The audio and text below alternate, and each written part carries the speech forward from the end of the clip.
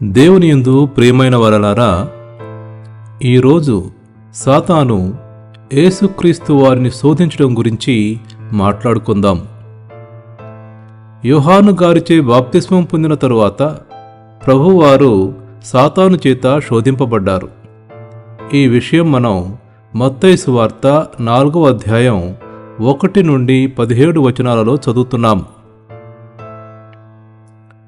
1వ వచనం చదువుదాం.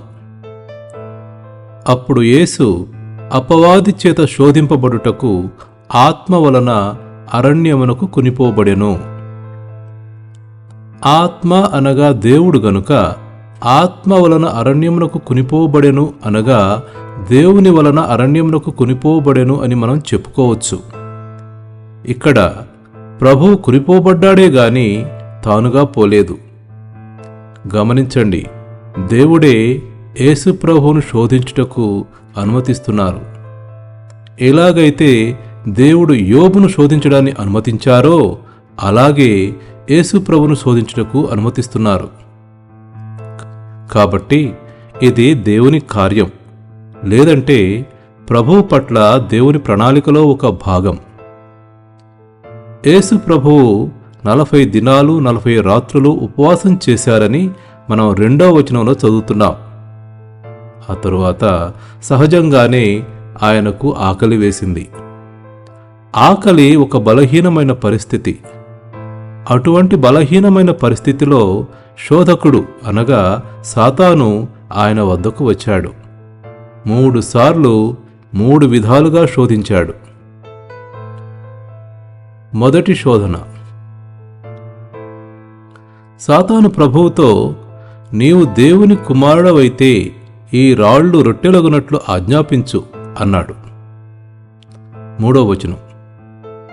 అయితే యేసు ప్రభువు ద్వితీయోపదేశకాండము 8వ అధ్యాయం 3వ వచనాన్ని ఉటంకిస్తూ, మనుష్యుడు రొట్టె వలన మాత్రము కాదు గాని దేవుని నోటి నుండి వచ్చు ప్రతి మాట వలనను జీవించును అని వ్రాయబడి ఉన్నదని చెప్పారు. యేసు ప్రభు రాళ్లని రొట్టెలుగా చేయలేరా? తప్పకుండా చేయగలరు. కొద్ది రొట్టెలు మరియు చేపలను కొన్ని వేల మందికి పంచలేదా? పైగా నీవు దేవుని కుమారుడవైతే అని సాతాను రెచ్చగొట్టే మాటలు పలుకుతున్నాడు. ఆయన దేవుని కుమారుడన్నది సత్యమని సాతానుకు కూడా తెలుసు. తానున్న బలహీనమైన తీవ్రమైన ఆకలిగొన్న స్థితిలో ఆయన దేవుని కుమారుడిగా తన మహిమను స్వార్థానికి, ఆకలి తీర్చుకోవడానికి ప్రేరేపించడమే సాతాను లక్ష్యం. దేవుడిచ్చిన మహిమను, శక్తిని క్షుద్ర స్వార్థ ప్రయోజనాలకు వాడటం తప్పు. ఆకలిగా ఉన్నప్పటికీ దేవుని వాక్యాన్ని ఆధారం చేసుకున్నారే గాని ప్రభువు తాను చేయగలిగి ఉన్నప్పటికీ ఆ మహిమను చెయ్యలేదు. మరి ఈ విషయంలో సాతానుపై ప్రభువు విజయం పొందినట్లే. 2వ శోధన.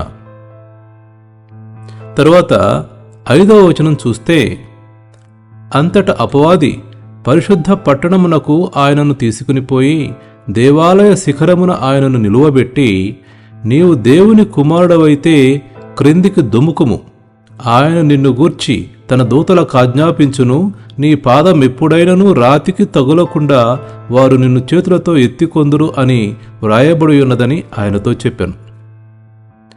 91వ కీర్తన 11, 12 వచనాల్లో ఈ మాట ఉండడం వాస్తవం. ఈ ప్రశ్నలో మరొకసారి సాతాను నీవు దేవుని కుమారుడవైతే అనే పదాన్ని ఉపయోగిస్తున్నాడు. సాతాను యొక్క మొదటి ప్రశ్నకు సమాధానంగా ప్రభువు బైబిల్లోని వాక్యాన్ని ఉటంకించారు గనుక 2వ సందర్భంలో సాతాను కూడా బైబిల్లోని వాక్యాన్ని ఉదహరిస్తూ ప్రభువు వారిని శోధిస్తున్నాడు. అంటే సాతానుకు బైబిల్ బాగా తెలుసునన్నమాట.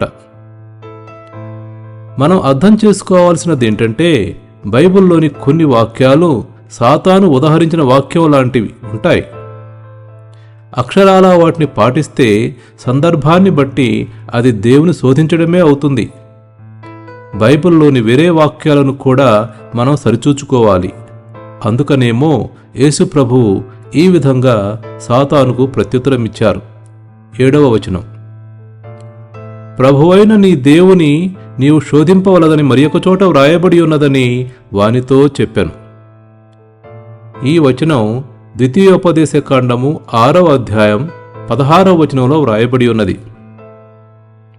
కాబట్టి దేవుని వాక్యాన్ని ఆధారం చేసుకుని, దేవా నీవే బైబిల్లో చెప్పావు కదా అని మనం దేవుని శోధింపకూడదు.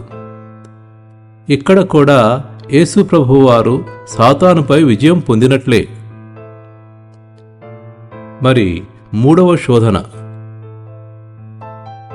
8వ వచనం చదువుదాం.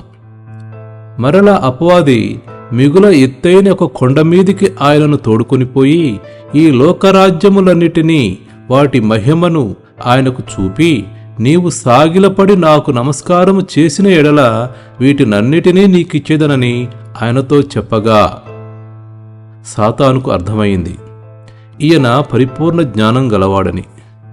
అందుకే చివరిగా రాజ్యం మరియు అధికారం అనే ఎరను వేశాడు. అయితే ఇక్కడ ఒక విషయం మనం అర్థం చేసుకోవాలి. ఈ లోక రాజ్యాలన్నీ వాటి మహిమంతా తనదేనన్నట్లు నాకు మొక్కితే ఇవన్నీ నీకిస్తానని చెప్తున్నాడు. నిజమే, ఈ లోక రాజ్యాలన్నీ వాటి మహిమంతా సాతానుదే. యేసు ప్రభువారు ప్రజలను పరలోక రాజ్యము సమీపించియున్నది గనుక మారు మనసు పొందుడని చెప్పడానికి, మనుషుల పాపముల కొరకై తనను తానే బలి అర్పించడానికి ఈ లోకానికి వచ్చారు. సాతాను ప్రశ్నకు సమాధానంగా, ప్రభువైన నీ దేవునికి మ్రొక్కి ఆయనను మాత్రము సేవింపవలెను అని వ్రాయబడి ఉన్నదనెను అని ప్రభువు చెప్పగా అపవాది ఆయనను విడిచిపోయెను. ఇది కూడా ద్వితీయోపదేశకాండములోని 6వ అధ్యాయం 16వ వచనంలో వ్రాయబడి ఉన్నది. ఇహలోక సుఖాల కోసం, ఇహలోక అధికారాల కోసం సాతానుని సేవించకూడదు, తప్పుడు మార్గాలను అనుసరించకూడదు. ఇక శోధించడానికి మరేమీ లేదు గనుక సాతాను యేసును విడిచిపెట్టి వెళ్ళాడు.